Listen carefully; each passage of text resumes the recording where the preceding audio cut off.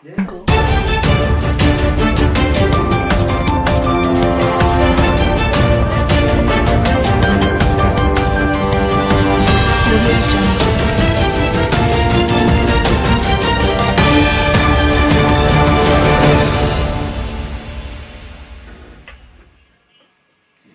good evening. Welcome to our today's news desk at 4 p.m. with me, Maryann Gatu. And me, Joseph Kamau. On to our first news. President William Ruto has promised support of 10,000 shillings to 40,000 families affected by floods in the country for a period of 3 months. He as well promised to give the victims of the floods 20,000 affordable houses. The government has also provided 1 billion shillings for the construction of houses damaged by the floods in Nairobi.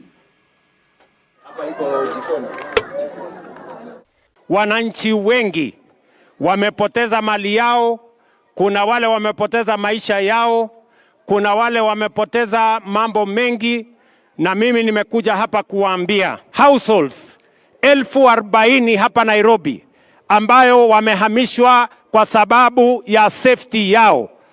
Kila boma serikali tutawapatia shilingi 10,000 ya kutafuta makao mahali mtakaa mkingojea mpango ya serikali. Kuna wananchi zaidi ya milioni 7 Kenya wanaoishi katika slums kama hizi. Na ndio nilisema lazima tuwe na mpango ya serikali. Na ndio nikaanzisha hazina ya housing. Wiki hii peke yake tunatangaza ujenzi wa nyumba 20,000 ambayo itasaidia watu wa Nairobi ambao wanaishi katika vitongoji duni kama hii. Serikali tumetoa shilingi bilioni 1 ya kujenga mashule yenu upya. Tuhakikishe ya kwamba kila mtoto wa Nairobi na kila mtoto wa sehemu zingine za Kenya wanarudi shuleni pale tutakapofungua shule. Wapate shule yao iko sawasawa, ndio mtoto wa Kenya asikose mahali ya kusoma. And now Deputy President Rigathi Gachagua conducted a meeting in his official residence in Karen with the current local leaders to discuss the government's response to the ongoing floods caused by the heavy rainfall across the country. During that meeting, a multi-agency team gave its briefing on a status of floods disaster in the country. Here is the report. To what we did during the drought emergency, where we set up county coordinating teams, sub-county coordinating teams, all the way to the location. We want to appeal to you and to the partners that really that will be the infrastructure, that will be the system to use to be able to reach everybody. Because as indicated by the PS Agriculture, there may be some people who have been able to raise their voices and are seen and are visible. But there are many other communities that have not been reached. But the county systems, from the county team led by the governor and the county commissioner, to the sub-county, to the locations, to the villages, can literally reach everybody. We want now to call upon you, Your Excellency, that really resources must quickly get to those committees, because unless the resources get to those committees, we will continue to have many underserved people who probably their voices are unable to get here. And therefore, ours as the Council of Governors is to say, we have gone out of our way, our small kitties have run out, the communities are crying to us, and therefore they are waiting for the outcome of this meeting, because we had told them, tunaenda kwa baba, and that may sound a bit political, but really now the national government and our partners are the people we are looking as counties now to be able to serve the people. It is actually an exceptional situation to see the situation in Nairobi and the metropolitan areas. These are areas in Kajiado, in Machakos, and Kiambu, of course, and the heart of the city, who are not ordinary, who have ordinarily not been having these situations, and who are the most affected. And yet that is where huge numbers are. There are very many people in the metropolitan areas that. Now, still on matters floods, the government has established a catastrophe fund to help reduce the effects of flooding caused by several rainfall across the country. Deputy President Rigathi Gachagua said the fund will assist the national and county governments in meeting the urgent needs of the approximately 300,000 people affected by the disaster. Even with extensive government-led programs at both national and county level, we appreciate the need to receive and coordinate additional support for greater effectiveness.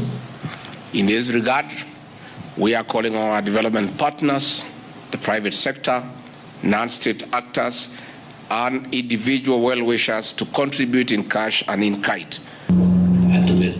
So, and actually I'm happy to say that even today that number on this slide has grown a little bit more. We've been able to mobilize about $7 million US. That's about 900 million shillings, I think, in today's money. So I'm very grateful.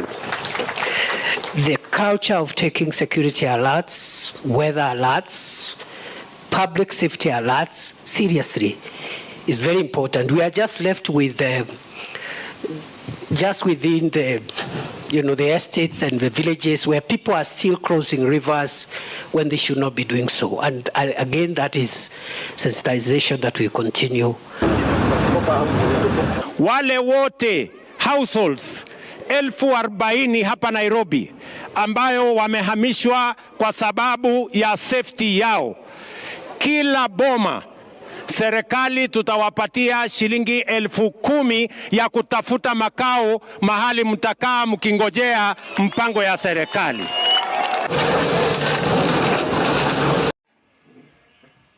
And now flour exporters are now once again raising their concerns over the accumulating value-added tax refunds yet to be paid by the government.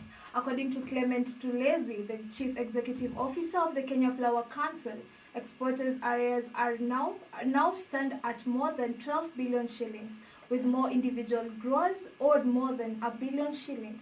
Here is the report.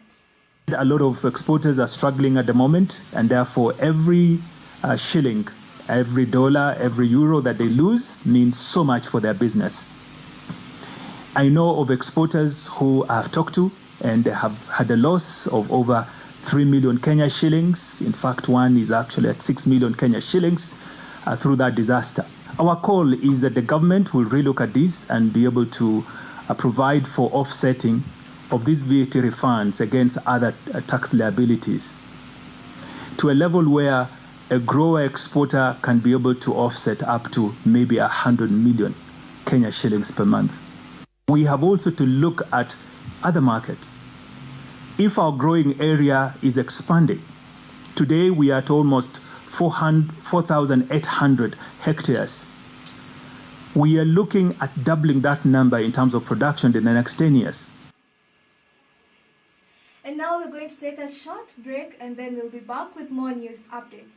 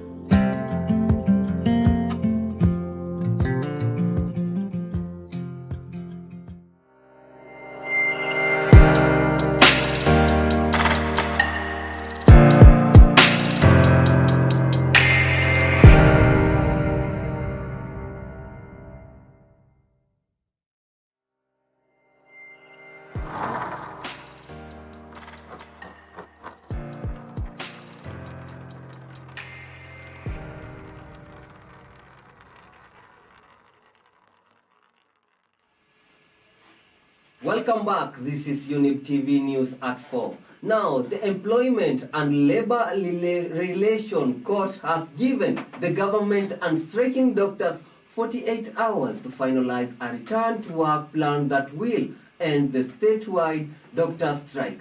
In the absence of a consensual agreement signed by all sides, Justice Brian Ongwaya stated that the court will hear statements from the parties and reach a decision on the matter.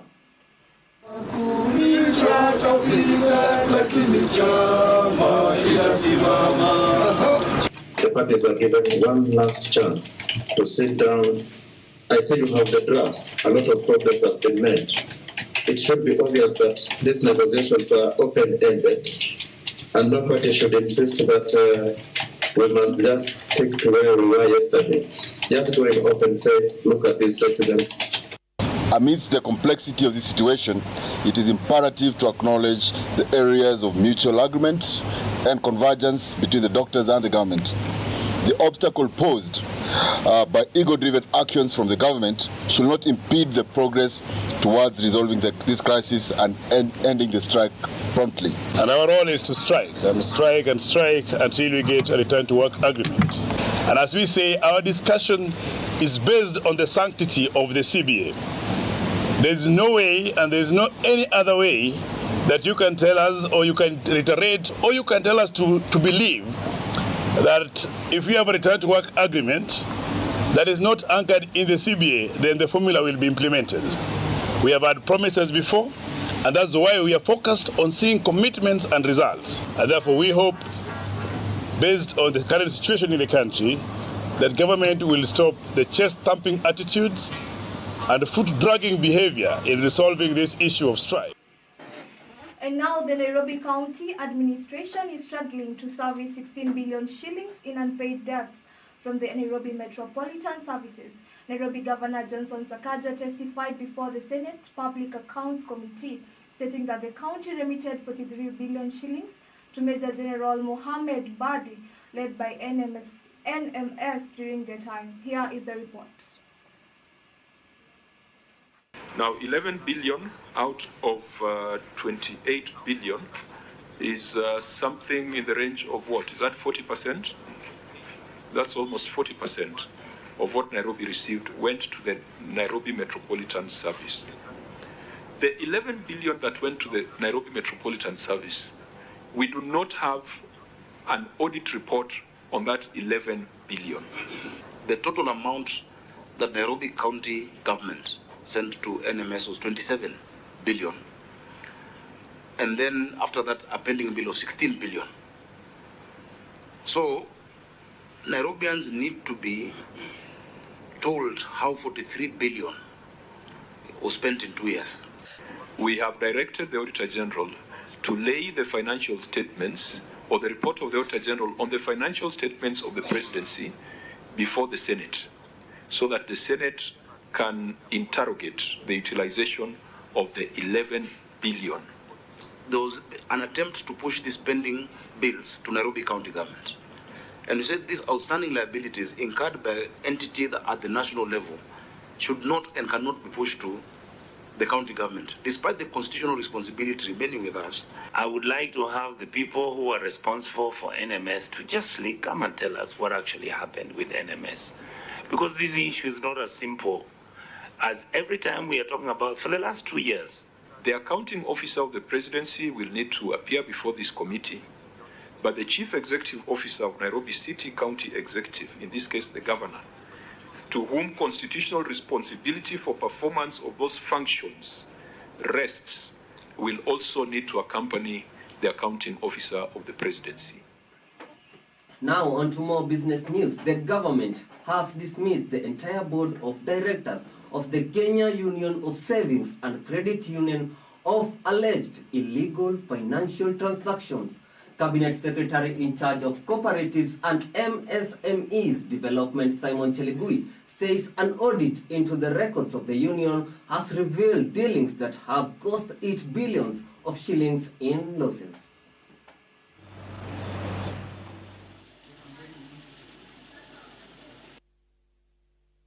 We've also seen double purchases of land, of the same piece of land, amounting to 80 million shillings. And we have seen suspicious cash transfers to insurance agencies purported to be payment of commission for services rendered to insurance services. There were also heavy and big cash movement from Cusco accounts to their staff accounts. All those culpable, all those who are involved, those who will be mentioned, will continue and pursue them until we recover every shilling owed to Cusco members. Dear viewers, we have come to the end of our news bulletin this evening. Remember that today is World Asthma Day. Take care of your loved ones. My name is Joseph Kamau. And I am Maryann Gatu. Take care of yourself during this flood season. Have a lovely evening ahead.